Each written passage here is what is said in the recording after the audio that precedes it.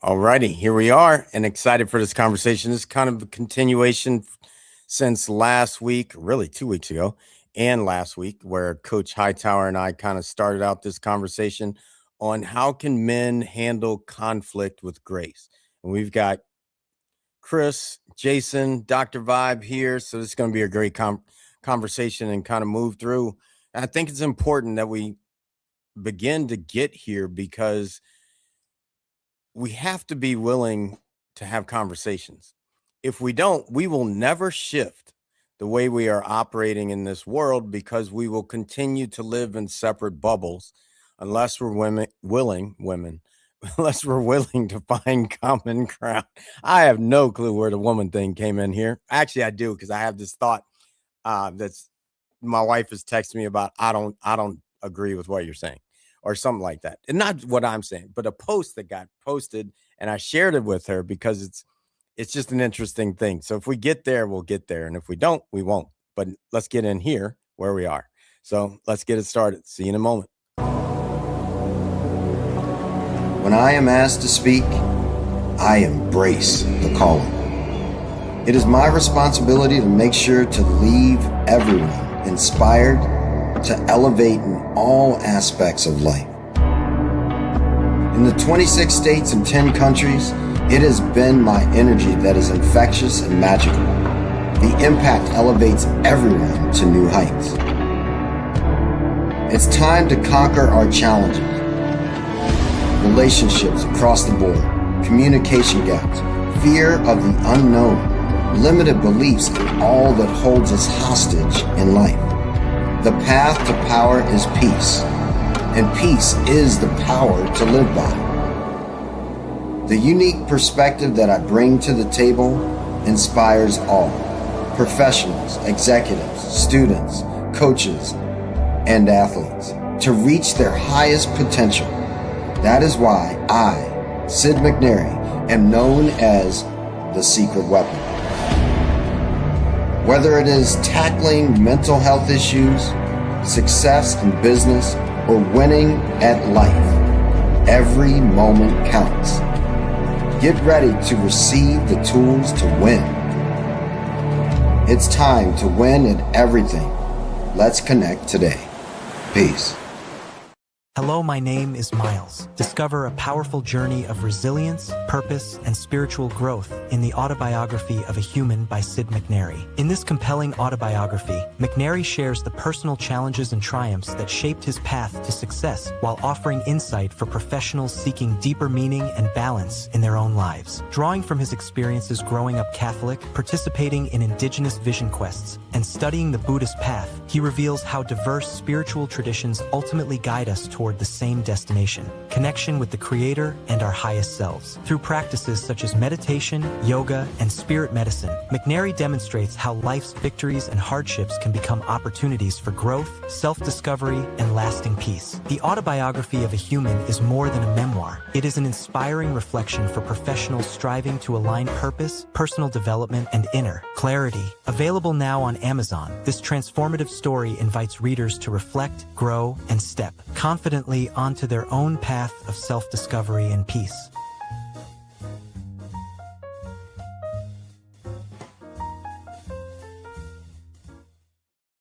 All right, I'm back. My wife is now continually texting me because I'm not on Instagram right now to answer her reply. And so she's like, I'm really intrigued to what your thought is. And so, hey, I said it's showtime. I got to get back.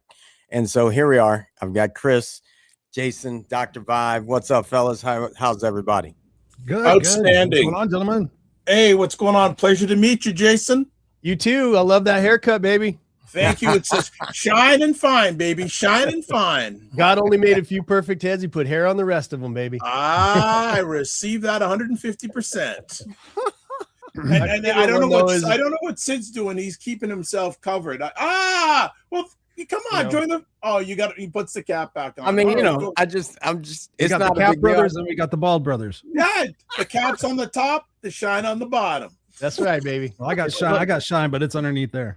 All right. It's a solar panel for a love machine. Let's go. Well, I'm actually, part of the reason why I keep the hat on right now is I am grooming my scalp to go back to my dreads. So there's that. So grooming your scalp. Yeah, it's me too. You gotta have like it's like a fertile ground. Like I've got batana oil, batana shampoo, and it's growing. I have to shave sometimes if I want to be bald, I have to shave it now twice a day. Like so it's coming back in. So I'm just grateful for that. You're lucky. But at the same time, because everybody thinks that he didn't hear you, Chris. I don't know about luck. But because everyone thinks that I'm young, I'm like, do I really want to go? Is it time for the silver dreads yet? Yeah, oh my gosh, that'd be badass.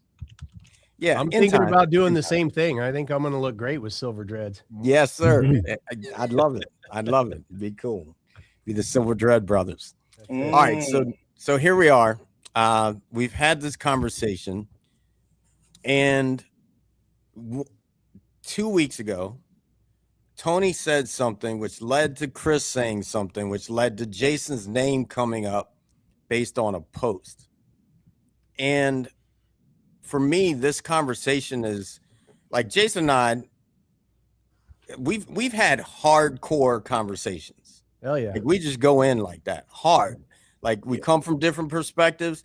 And in my family, if I'm not arguing with you, I might not love you. It's real like that. And I told my players that if I'm not yelling at you on the field, bro, I already gave up on you. Like, so if we're having something real, then we should be able to have a conversation. And fortunately for me and Jason, we've always found common ground and been able to come back on anything. And so I want to just kind of visit this conversation. Well, Sid, can I say something a little bit about that? Because you know, where that common ground comes from is it's love and respect. I love you like a brother.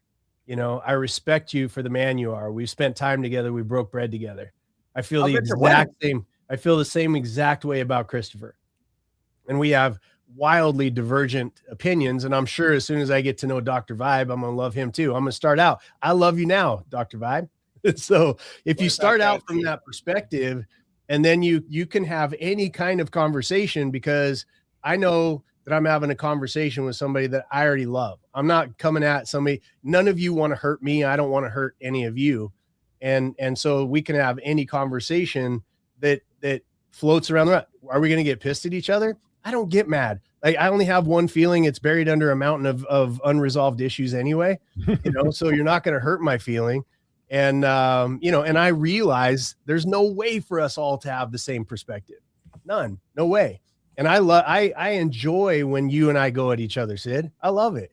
Yeah. You know, I'm not sure our wives do, but yes. Yeah, they probably don't, because it makes it uncomfortable, right? This is we energy, which totally exists in the, you know. But yeah, we always come back, and I always learn something, and I think you learn something, and we just come back to center. Yes. And okay, so how do we approach this? I'm going to say we go from this angle first. The post. There was a post made that made a statement, and then I didn't even know about it. For whatever reason, I never saw it on my own. And then Liz saw the post, and she was like, oh, Sid ain't seen this post. I'm not bringing it up. When Sid sees it, he and Jason can talk. So then, and then Chris came to me and said, man, I'm disappointed that I'd have to pull away from Jason right now. And I was like, all right, I'm not sure why, because me and Jason, cool. We were just on the phone a couple of days ago.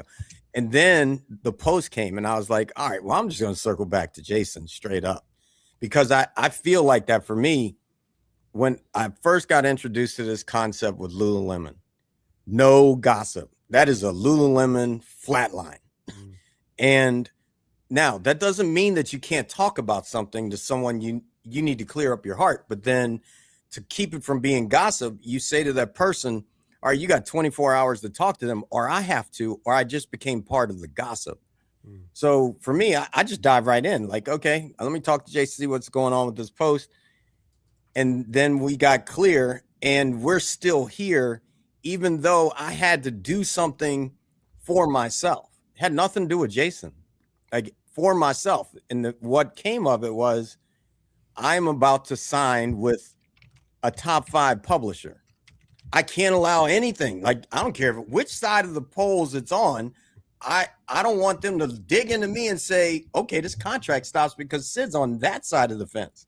Nope, I'm neutral. I am Switzerland, and I want this contract to go through. End of story. And on the other side, and I even called the owner. This was way before this. This was when Deepak Chopra got found in the files. I said, hey, if you see me slipping ever, please come to me, because I ain't trying to slip. Come to me, because I'm not, with what we're building on the level of Harry Potter and Star Wars and all that, there's a lot of people want to take you down, and I'm not going to slip. So that's where it came to for me, which then it was simple. All right, Jason, if you ever see me pull away, this is why, not because of you. This is me and you, and we are tight, and we're going to stay that way. And then eventually we'll circle back. I already know this. The world needs us together more than it needs us apart. And so, yeah, Jason, you want to bring up the post or talk about the post, whatever. I don't even know which one you're talking about. I say so much shit. It's like, you know. All right, Chris, you go with it, because I know that you might have it handy. Yeah. It could be any of them, Dr. Vibe. Don't judge me. It says if you are retarded enough to be a communist. I've been told I live in Switzerland, so I'm good. Nice. Okay. If you are retarded enough to be a communist attending a No Kings rally, please delete me as a friend because you are no friend of mine. Yeah. And I took that. Like me. That was that was very disappointing. Jason and I have had conversations. We met in person, and there's been times where he's posted things and I've said, where you posted things, and I've come back in the private message and be like, dude, that's not very cool. It's very divisive. And I respect people's ability and opportunity to post what they feel and what they think. And this came at a time where I had some other people. I have lots of people on both sides of all different conversations. I'm one of those people, but I saw that. And even though I didn't go to the No Kings rally, my wife did. And I thought the use of retarded and communist, and then the invitation, you're no friend of mine, that really hurt. And that really kind of just said, you know what, do I really need these people in my life? I love Jason. You know, he does a lot of great things in the world, but at the same time, I'm allowing myself to be negatively impacted because of my emotions and because I care about people and because my central message is unity and love and not being a dick about how we present our feelings and our emotions and our opportunities to express our feelings. And so I just simply said, okay, well, my wife went to the No Kings rally. She's very, very passionate about it. And I took it to mean quite literally, like, okay, delete me as a friend. And that's what I did. And that was based on that I wasn't intending to bringing that up, but it was because Tony got so impassioned and he said something to the effect of, you are sheep and idiots for breaking relationships about politics, the stupidest people alive. By the way, I'll say it here loud and proud. And that's what initiated. It wasn't me bringing you up, Jason. It was the fact that Tony, again, stepped in it and said, all you people are stupidest people alive. And that's when I stopped and I said, oh, really? I said, you're calling me stupid? Really? Okay. Because I just had this conversation. I did it with a couple other friends, and those friends I reach out to and I say, hey, can we be more united? Can you not be like that? I have a musician friend who I just checked his post the other day. Holy mother of God. Like, he said, all Democrats are terrible people. And it was just like, for me, I don't want that kind of energy in my life anymore. So it's no harm or foul to you, Jason. It's just the fact, do I really want to see that in my feed? And I'll hide people for 30 days and I'll come back and I'll see if they're, they've changed their position or if they say anything differently. And if they don't, you have to sometimes make that decision for yourself, for your own sense of self-preservation, to not allow that in your life. And that's what I did. Yeah, I respect that. I mean, I've wanted to pause my own brain before. So wherever I go, there I am, and I love you, Christopher. And I, if you and your family ever needed anything, I hope I'd be there for you. And it comes to, I think about these things before I say them in a couple of different realms. Here's my process, is that I think back to the 100 million people that got killed in China. I think about the people, family members in Venezuela. I think about what happened during the gulags. Like, again, 3 large books, it's a forensic breakdown of what happened in Russia for the gulags, right? Alexander Solzhenitsyn, and it's the Gulag Archipelago, right? It's a forensic breakdown. And so when I think about, or I see things, because they say history repeats itself, and it's because, in my opinion, and that's all it's ever been, is just my opinion, it's because people refuse to educate themselves. And so when I go through this and I see people being caught up in emotional conversations and being directed exactly how every communist country has ever gone from being free people to a communist, it's the same exact playbook. There's no variation, none whatsoever. And when you dig into Hitler was a socialist. Everybody wants to call him a fascist, but to me, socialism and fascism are like, which way do you want to turn your head? You know what I mean? And so when I say things like this, I see a direct threat to not just me. Again, I appreciate you, Chris, for saying the kind words. I don't look at a perspective of how Jason views the world, because I rescue kids. I do a lot of work, in domestic violence. I feed people all around the world. I've been somebody who doesn't talk. I've been somebody who's walked, right, with my life on the line. And so when I look at this stuff, I look at a huge amount of people going towards feelings and following the playbook that leads to death and destruction and starvation and rape and children being abused, just like they are while we're on this screen right now. There's kids being sold for sex, right?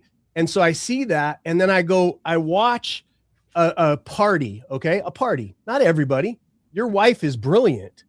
She's not retarded. I say retarded not to say somebody's actually retarded. I say to most people, have you thought it through? Have you thought it all the way through to say you're a party who basically took Kamala Harris and forget the name. I hate both parties, by the way. So everybody's clear. I think that our government is completely broken on both sides of the equation.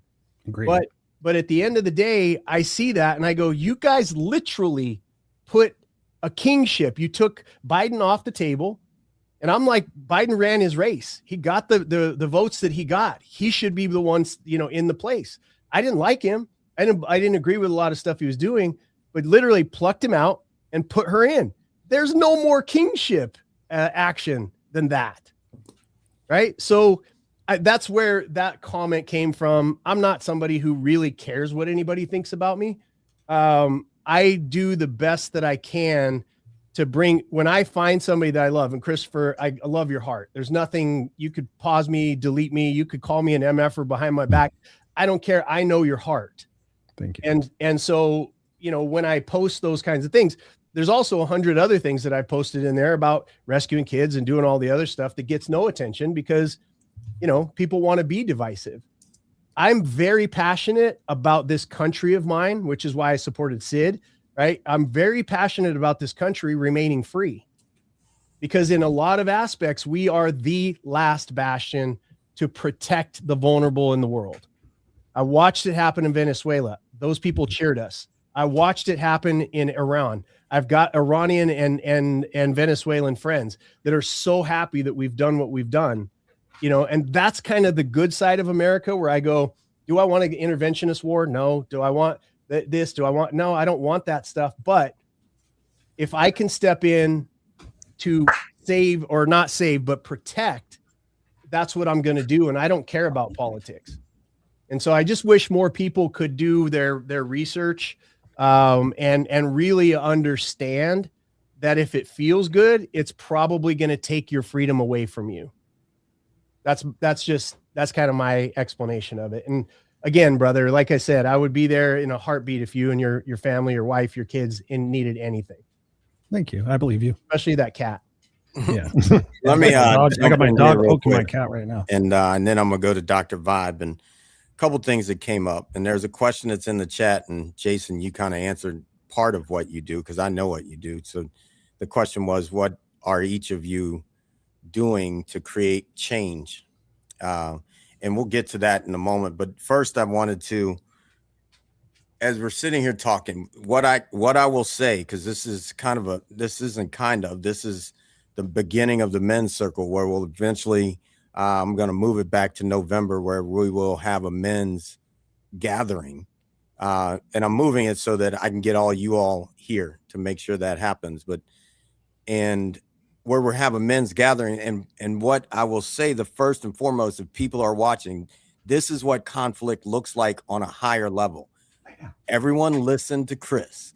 Everyone listened to Jason. Was it 100% in agreement? No. But did they come into a place of a deeper understanding of each other? I hope so. And I think so, that both of them did that.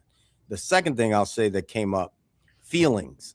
Your feelings are your own, and no one can make you feel a damn thing. Period. Exclamation point. There are things that happen that you will have a feeling based on something. I was at peace with Jason, like 100%. For me, when I saw that, I was like, well, one, I ain't been to a No Kings rally. Can't be talking to me. Two, I don't claim retarded. Do I do some things that Liz might say, oh, that, because the definition of retarded. Now, I don't use that word because there are people that I already know are triggered by that word. So you won't see that from me, because I know that people don't know that the feelings are their own. So I don't do that. I've learned over time to keep moving these things out that people are reactive about, and find a different way to deliver it so they can hear me without their reactions of their own feelings involved in my words. So that's my level of peace, and that's okay.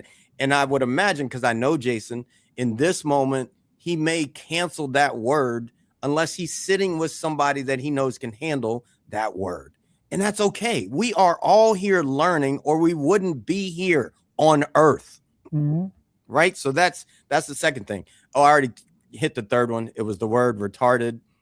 I used to say it all the time. I'm going to just tell you, like, I said it all the time until I met someone that was living with someone that we've actually called them and given them a label, and that person thinks that person is that, but they aren't. You are a person first. You may be a person, a kid with autism. You are not an autistic kid. See, that's the difference.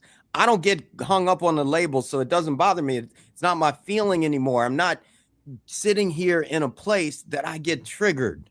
If you are messable with, and especially if you're messable with and you are a coach of other people, clean up your shit. I know I just said shit, and there might be somebody reactive because their kids might be around and all those different things. That's your shit. I don't usually curse, but today I'm letting it fly because you need to know that you need to be unmessable with. Yeah.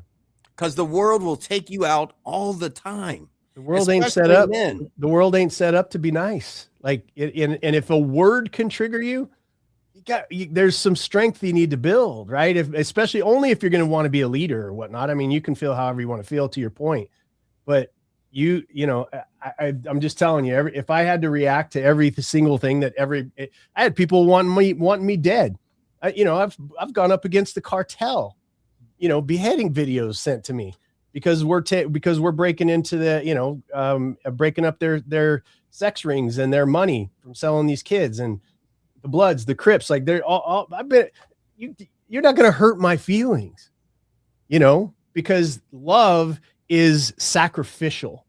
Love is sacrificial. And so a word can't come at me that's going to hurt my feelings. It's going to take me out one way or the other, because I know who needs me to be in. All right, Dr. Vibe, what you got? I don't know where you want me to jump in on all this, because there's so much been flying. Okay, I'll jump in the deep end. Well, first I want to compliment Jason and Christopher for how they handled a disagreement. And I think it's a good testimony how men should handle disagreements, because even And also, I think many of us have disagreements with ourselves. How do we handle them? Mm. It all starts with us. How do we handle our own selves in regards to disagreements? And I'll bring up, since we're talking about conflict with grace, I'll bring up a real life example, and I'll keep it as short as I can. I've hosted over 6,000 online shows. About a year ago, there was a group of us, and the gentleman who came on who I had not seen for, I'd seen him about a year and a half ago, but 4 or 5 years ago, we were getting ready to set up a business partnership together, and it fell through. But we went our own ways. There was no ill feelings. At least I didn't think there were ill feelings. And I've been to some of the events he had over the last 2 years. And he came on this show, and we greeted him. And he said, well, you know what? I was really thinking of not showing up on Dr. Vibe's show today because the last time I encountered him, it just really didn't turn out that well. So this is in real time, right? So I have a choice. I could say, okay, let's have it out right here. Or I just say, you know what? I just moved on. And for me, I was like about the bigger picture, and I reflect on how Jason and Chris handled their conversation. They thought about the bigger picture. Yes, we had a bump in the road, but the bigger picture is we're good for each other. Mm-hmm. We weren't good for each other at that moment, but in the big picture, in the macro picture, we're big. And also handling it with grace too, because we've all had those moments where we've just had that in the heat of the moment reaction, and we live to regret it. And with me, when I have conduct, hey, I'm not perfect. I'm getting a little better each day. I always look at this thing that when something crazy has happened, I look at 3 things. What happened? Why did it happen? And what's the next best thing to do? Not the next thing to do. The next best thing to do. So I'll just land right there for now. I heard this thing at a meeting, and the guy said, it's not the first thought that gets you in trouble. Mm-hmm. It's the second one. It's the one. The first thought's like, but it's what you do with that. It's the second thought that and I got to learn it with Jason. I'll be honest. Like, I got to learn, all right, my first thought often was, screw this orange guy. I'm just going to call him the orange guy. You know who I'm talking about? You know who I'm talking about. And you probably get it on some level. And it wasn't always because literally I wanted to vote for the orange guy. Why? Because I saw his thought of what to like, and especially being friends with Jason was like, all right, there's somebody saying, let's stop sex trafficking. Mm-hmm. And then I started, so the second thought would have been voting for him, for me. But I watched him, and I think we need to get better at this. I watched his character and observed that over and over and over again and said, I'm voting for myself. To be straight up, like, nope, ain't holding it up for me. Not holding up a big enough mirror that I want to look at all the time. And now I'm glad I did that, because, and I just want to say why I'm glad I did that, because I want everyone to release the files, period. I don't care who's in it. We're back to the files. You missed that part, Jason. Release the files. Release the files. He kept trying to defend, man, and I was like, nah, just release the files. I don't care who had them before. Release them now. Here we go. I got to make sure I get that in. Whenever somebody comes, hey, release the files. Don't tell me anything. Just release the files. Because if you have your hands on the files and won't let them go, all I can think is A plus B doesn't equal it's clean for you. Period. No matter who it is, or at least your friends. Somehow, those files got a little heaviness on them for a lot of people. Ain't me, because you release the files. I'm like, release the files. I know I ain't in the files. I don't care how you paint it. You can even make up that I'm in the files, and I'll be like, come on, I was over receiving the Peace Award. I wasn't in them files. I'll be somewhere accountable. So yeah, that's just it. Go ahead. Sid, do I have permission to ask everyone a question here? Sure. Well, we have one question on the table, so I think we need to go with that just because okay. I like that. All right. I have another one for all of us also, so go for it. So the one about what are we doing? What are you doing today to create change? Let's just go with today because we all do a million things. What today are you doing to create change? Go for it. Being here and learning with other men to be better. And the learnings I take don't stay in me, they go through me. Love it. Love it. Jason, Chris, either one of you, what's going on, Chris?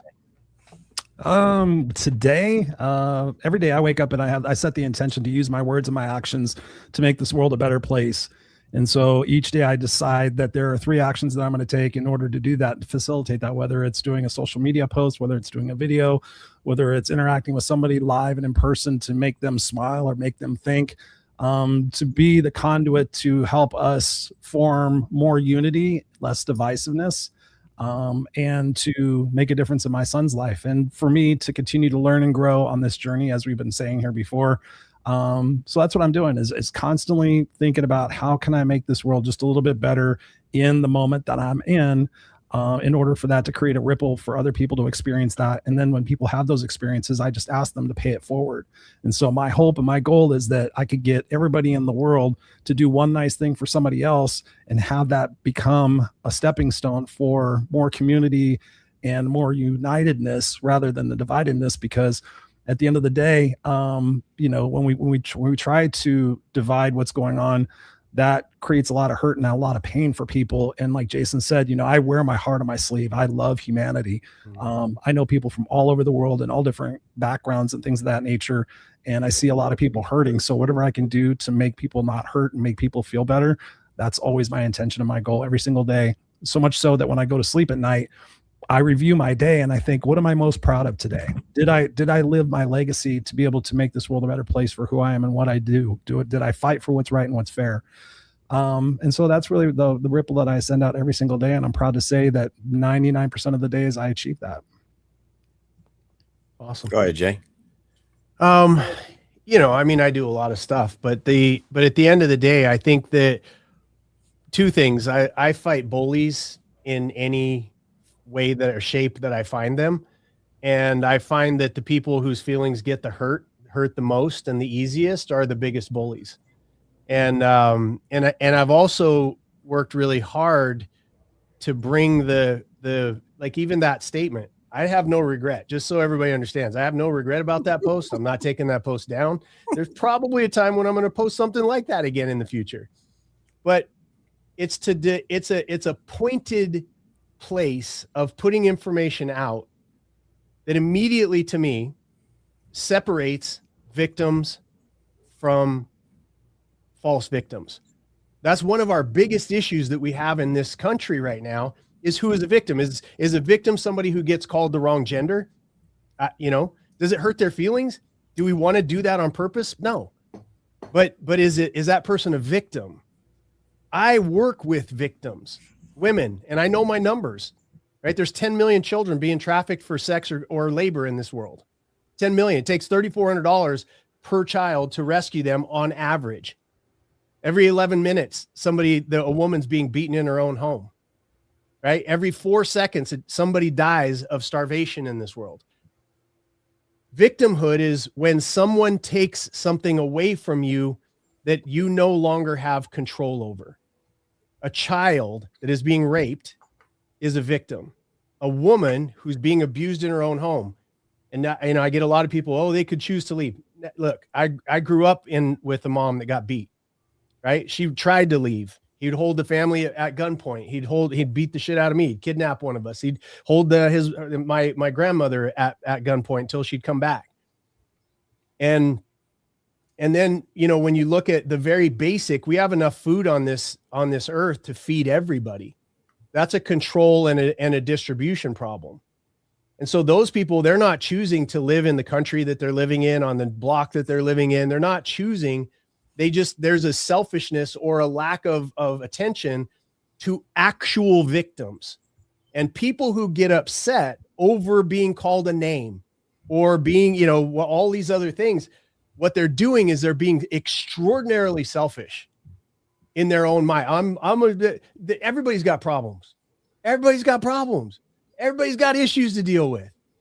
But to call yourself a victim because somebody said something to you wrong or whatever, if somebody hasn't taken your capacity to act as a free will, you're not actually a victim. You're somebody who maybe needs to build up their strength. Maybe you need some advocacy. Maybe you need some advocates, right? Maybe you need to overcome some of that. And so, you know, all of the stuff that I do, including, you know, my big fight right now is I'm going up against the government that we have on both sides from an economic perspective. Because anytime you look at somebody losing their freedom, this is why I fight back against all of the aspects, all of the concepts that have to do with communism, is because where they start first is at the decentralized finance. Right? They take that away. Now you have to work for a corrupt government, or you have to beg from a corrupt government, or you have to go to work for a large multinational that is in league with that corrupt government, and starts taking away the ability. If Dr. Vibe wants to start up a business today, he can go start his own business. He can overcome his own demons. He can come over it. Not that he has any, but you have to fight. You have to overcome those things to be of value to the world, to a place where you'll get a paycheck, right? To where they'll pay you for your product and or service. That's decentralized power. And every country has forgotten that, who has ever fallen by the wayside. And so I'm fighting. That's the fight. I'm putting together a $2 billion fund, and I'm developing one of the first of its kind unions for small and mid-sized business owners in this country. Because if we lose that, we lose freedom. So that's something I'm doing. Phone rings, I'll be on a rescue. I'm doing all those things all the time. But that's something I'm actively doing. Reputation, money, time, risk, all the other stuff that I'm putting in. That's something I'm physically doing to maintain the right for everybody, Democrat, Republican, black, gay, straight, everybody to be able to maintain their freedom through the financial perspective. All right. I'm going to answer it from a straight up right here. What am I doing today? Because we take too long for me to go through all the things that I do on a bigger level. Today, my son got his car totaled. He lives in Orlando. And because his car totaled, he lost his job. So I found him a job, helped him find a job at Viore. Glad they did. Brought him in, and they wanted him to train here in Jacksonville. He doesn't live here. I went and picked him up on Sunday, yesterday, and the day before. I drove him to work. I will pick him up. You want to know what I'm doing? I'm doing everything I can to make sure that my family's taken care of and everybody else that's within reach of me. Period. If you don't know what I'm doing, I get it. There's people that we're on YouTube, we're on Instagram, we're on Facebook. There's people that don't know what I do. If you really want to know, go to sidmcnairy.com and you will find the 12 books. And I'm writing with my writer today to write the 13th book. We're finishing the 13th book, so that it impacts the world differently than the garbage that keeps getting put in people's brains. So what else am I doing today? I already taught a yoga class, at 10 o'clock. It was great. Love the people that showed up. Most importantly, Jason will probably like this one. Most importantly, I'm doing 52 days of Jesus. On Sunday, I'm going to get baptized. So rebaptized, just because it's time for me to step into this game a little differently. And I need support for what I'm doing. I need support. And it's something bigger than even all the people here that it will work through to support what we're doing. But that's what I'm doing, like, constantly. And also, I'd have to say one of the main things is I always make my wife smile. So how I live every day is how much I impact the world. I know that. That's why I can be recognized by people I don't know to fall into it. So thank you for that question. Dr. Vibe, you had a question. Go for it. Because we got. Well, I think if I give this question, it take us right to the top of the hour, but I'm going to ask it anyways. I'm going to ask each one of us, how has being socialized as a man made certain conflict habits hard to change? And what helped you unlearn them? I can go first because it just popped in really easy for me. And Sure. My mom, I'm not going to get into what I've been told who she is on earth, but my mom went through hell and back. And because my mom is beautiful, sensitive, grace, perfect in every way to me, when I would get sensitive, like my mom, I was told, you're just so soft. So then I became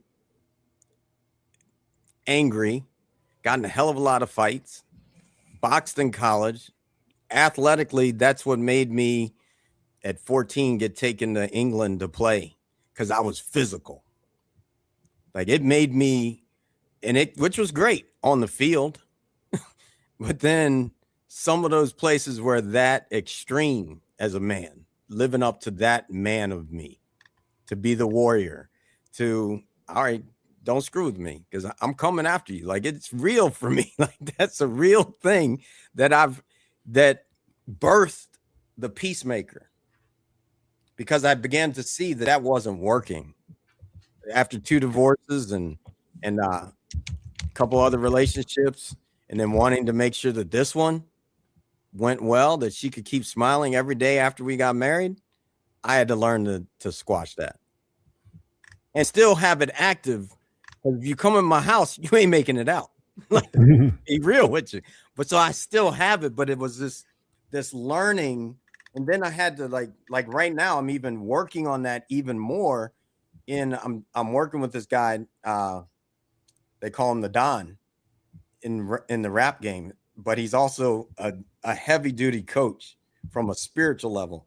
And we're working on my identities, because there's the ones that sneak up in there that really should be held at bay at certain points in time. Like, if I'm cursing someone out for a real good reason, then I don't need to have the puppy show up that wants to be liked. And that's where I appreciate where Jason sits. Like, all right, you're either you can't make everybody happy when you're standing for something bigger in the world. You can't make everybody happy.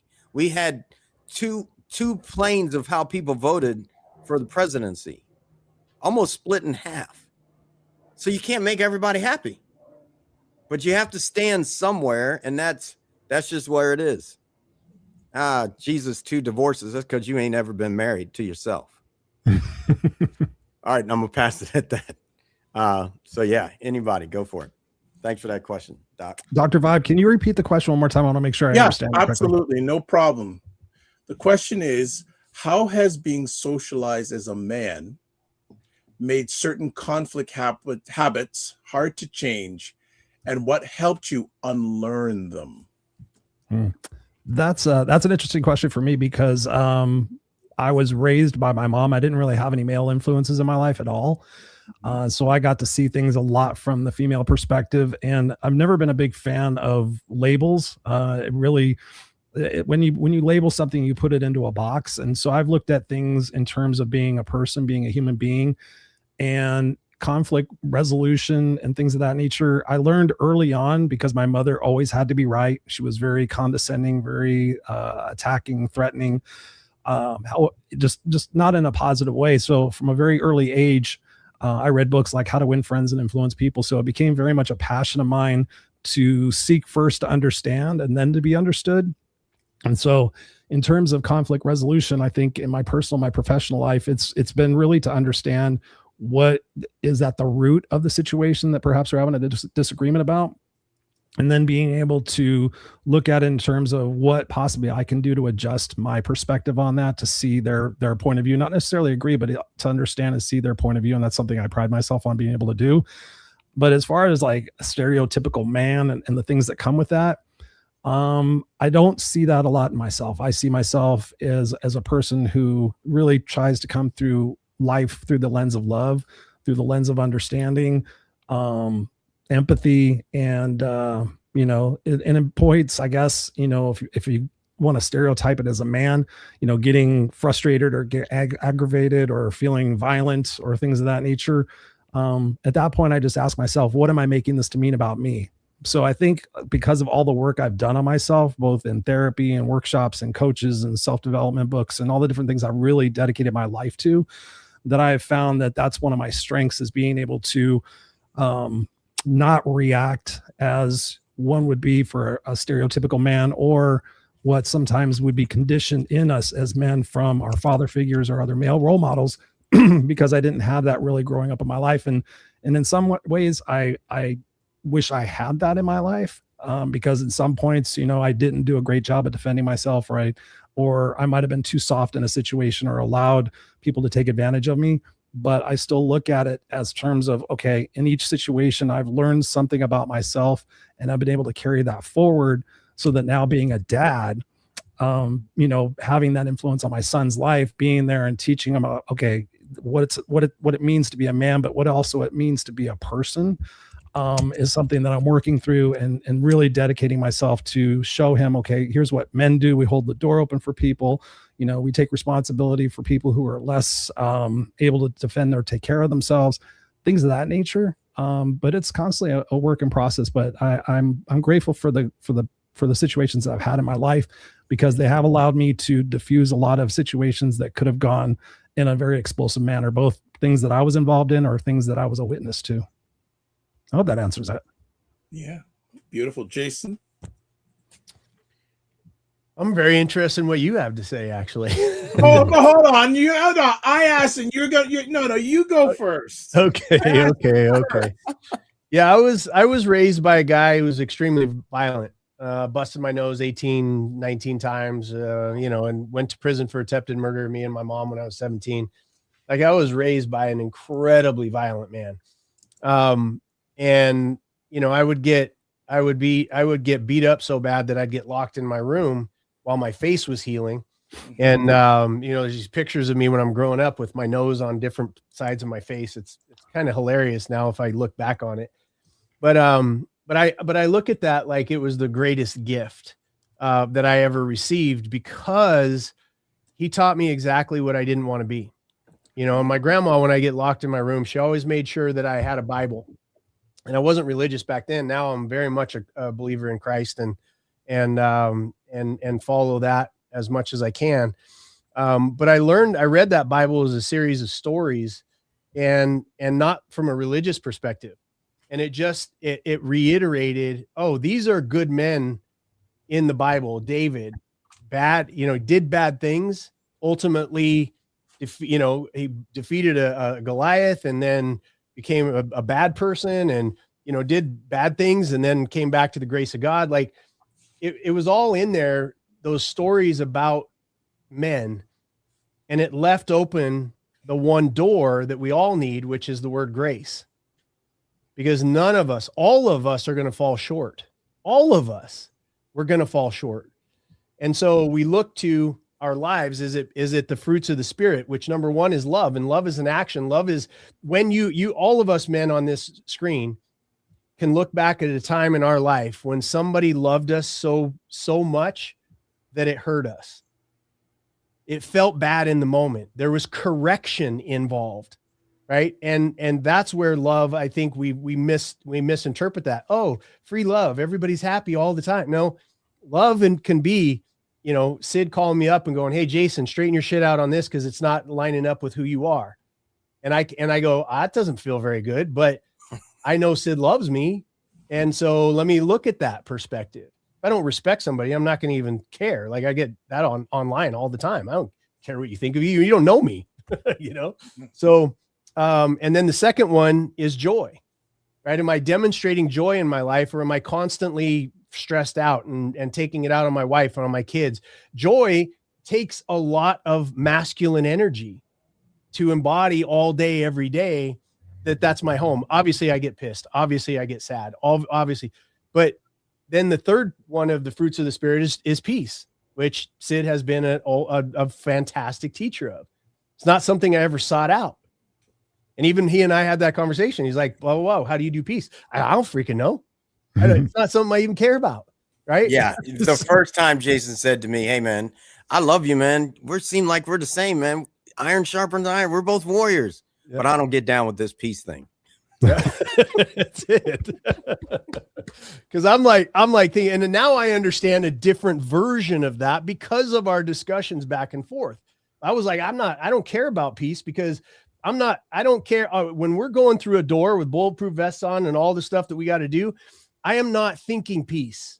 I am thinking our team needs to get home safe. We need to go get that child. And I don't really care what happens to the people on the other side of that. Now, after we get done with that, now you can demonstrate that and do other things, but it wasn't a thing. So anyway, to cut this really short, Dr. Vibe, what I do now is I do my best to ease suffering, and in easing suffering, that's standing up wherever I possibly can, at the detriment, because ultimately I want to get to the pearly gates and hear, "Well done." That's my ultimate goal. And then while I'm here, I want my children to have a father that they can respect and a wife who knows that she is number one to me on this plane of existence. And, and that's what Sid and I have deeply in common is how we treat our wives, I think. Absolutely. Well, we got to cut it because Sid, you got to go at the top of the hour. I just told him 5 because I want to hear what you got to say. Oh, geez, so bad. There you go. You're not getting out of this. You're not getting out of this. Nice move. Okay. Well, for myself, answering this question, I was socialized by a very strong dad. But the thing is, his model of strength raising me was do what you're told, don't question. And growing up into manhood, there was a point I had to learn that I had to stand for myself and I had to express conflict. And one of the conflicts I had when I was growing up was my dad used to give me the belt when I didn't do right. And it really burned. It was conflicting me. It was hindering me growing as a man, as a human being. And one day I just said, you know what? I'm just going to approach him. And whatever happens, happens. I don't know the way he was going to react. So there he was in his bedroom. He loves his music. He had speakers underneath his bed. I wasn't conceived that way, by the way. And I said, Dad, look, I'm always gonna love you, but when you gave me the belt, it really hurt me. And I just want you to hear that. And he said, son, that's the only way I knew. That's the way I was raised. That's the only thing I knew. So that was the first moment for me to speak up for myself, especially when there's injustice. But as I've learned as a man, I choose my battles, right? Because one of the things I always say is don't just manage your time, manage your energy, and remember to give yourself grace. So conflict, there's some conflicts I stay away from because it's not worth my energy. I love it. I love it. So I leave it at that. Awesome. Release the files. I told Sid he's got to do a song about release the files. You got to create a song. Absolutely. Hey, fellas, this has been great. And yeah, I mean, to me, the greatest thing is that we should be able to come together, have a conversation that can lead us away from going to war. We're no longer cavemen. Have a conversation, figure it out, and get the leaders out of the way that they still think we got to go to war all the time. Because we're costing ourselves good lives of people that don't need to be costed. That's how I see it. All righty. Thank you all. We look forward to next week. All right. Be well, gentlemen. Be well, you guys. Safe. All right. All right. I've been at peace for so long. It seems like I've been sitting all alone. Would you know when the crew is coming through? They're the ones that will make anew. Gotta go, gotta flow, gotta choose the truth. We the ones that will raise the roof. Let's roll up and throw down. Let's go and feel the sound. Good vibes, one tribe. Can you feel me now? Be you, be me, be free. Going going, take it till we bounce the beat. Take it to the streets, make a move the feet. I can slow it down, look in my eyes now. Just like you two want it fast. Spread them wings and make it last. God was the one to erase the past. Time to bring it forward to see the forecast. Did you hear it? Did you hear it? Lift your dreams and fill the glass. Did you hear it? Did you hear it? Lift your dreams and fill the glass. That was God's broadcast. That was God's broadcast. Time to embrace the peace. Time to embrace the peace. Time to embrace the peace.